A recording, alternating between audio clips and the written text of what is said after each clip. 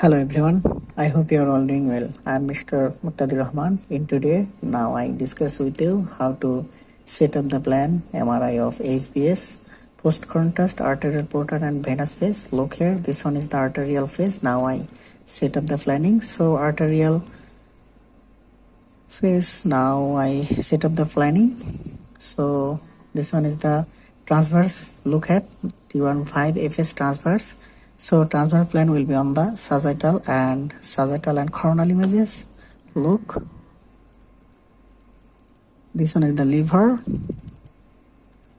Look, now I introduce the parameters. Group slab 1 and slab 1 distance factor is 20, and look here, the slice thickness 3 millimeters and slice per slab. Look here. Okay, now I check the transverse image and now I check the sagittal image. Okay, isn't everything fine? Now the apply. Now the portal phase, just open protocol and just copy to arterial phase. Okay, now the apply. Both are the manual voice and the breath hold protocol. Look, same way. Now the apply. Now T15 coronal.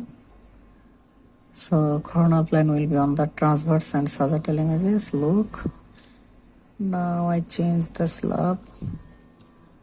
Okay,